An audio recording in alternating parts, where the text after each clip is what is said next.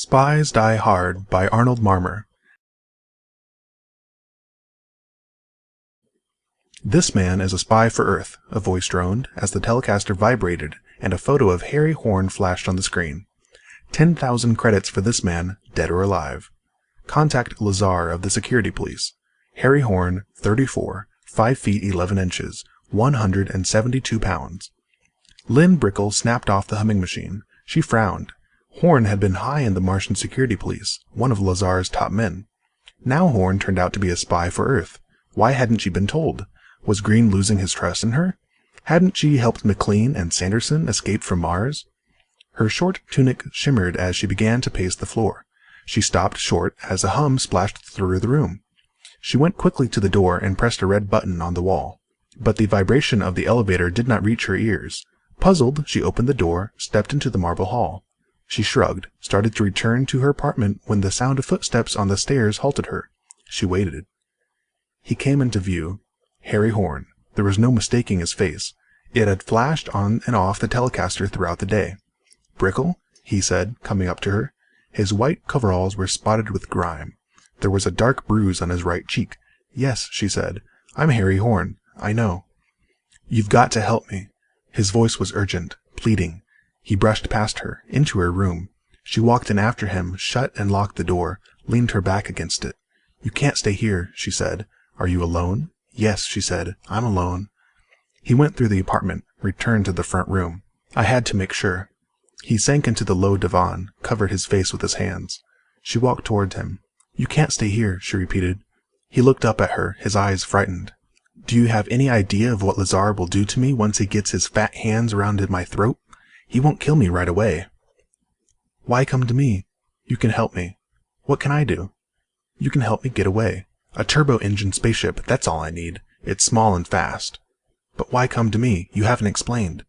"You helped McLean and Sanderson." "How do you know this?" "We're both in the same organization, but not in the same unit. The leader of my unit instructed me to go to you." "I see. Who is your leader?" "I can't tell you. You know that. I wouldn't ask you your leader's name." Lynn shrugged slim shoulders. "It wouldn't make any difference. He is not stationed on Mars." Horn jumped to his feet. "You will help me?" "If I can." "Can you get me the ship?" "I suppose, but we'll have to wait for night. It is dangerous to do anything now." 10,000 credits. Lazar wants you awful bad. He offered 5 for both McLean and Sanderson. "I was very close to Lazar and the Security Police. I know too much." "We all make mistakes." "I envy your logic, but I can't see it that way. I was considered too good an agent to make a mistake." "It's too late to cry over it now. When it's dark, I'll contact a friend and have the spaceship ready." Horn grinned. "You're still not sure of me?" "It isn't that, but you don't belong to my unit. We can't name names to outsiders." "You're right, of course. You've been well trained." "Are you hungry?" "Yes." She set food in front of him and watched him eat. "What is Lazar like?" she asked. "I have heard of him." "Cruel," he said. "A sadist. Death is the easy way out when you're in Lazar's hands." "It will soon be dark," she said. He stood up, his hunger satisfied. "Tell me," he said, "was it difficult getting Sanderson and McLean out of Mars?" "No," she said. "Not difficult at all." "Good." He went to the interphone. He dialed, spoke. "You may come up now." "What are you doing?" Her face paled. He turned to her, smiling. "Lazar was wondering how Sanderson and McLean escaped. You were on the master list of suspects. I was waiting for you to confess." Lynn stiffened. It was a trick." "That's right, Brickle. Too bad. You're too pretty to die." That was a message to Lazar." "Yes, he'll be here shortly." Lynn slipped her hand in the pocket of her tunic, brought out a small blaster. "Don't be a fool," Horn said. "Maybe you'll be spared. Why take your life? Just tell all, you know?"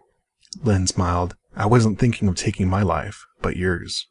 Horn frowned. "Don't be an idiot." He advanced toward her. Lynn shook her head slowly. "Now it's my turn to be clever." Horn's face went wild. "You can't escape Lazar. Listen to me." She blasted him. Lynn opened the door. Lazar stood there, fat and ugly. There were 2 men of the security police with him. "Come in," she invited. They came in. She shut the door. Lazar looked down at the dead Harry Horn. "You said dead or alive," Lynn reminded Lazar. "You owe me 10,000 credits." "What happened?" Lazar snapped at her. His flesh-bedded eyes studied her. He came to me for help. I had to bide my time. I told him I'd help him. I was waiting for the chance to get to you. He was by the interphone a few minutes ago. It was the chance I needed. I pulled my blaster, covered him. He made a dash for the freedom, so I had to kill him." "This is crazy," one of the men said. "Horn must have had her confession, but now what do we do for evidence?" "Shut up," Lazar snapped. "Your word is good, isn't it, Lazar?" Lynn said. "What do you mean?" "The 10,000 credits. As a loyal citizen, I've earned them." "You'll get your credits," Lazar snarled, frustration in his eyes. "I know I will," Lynn said, smiling.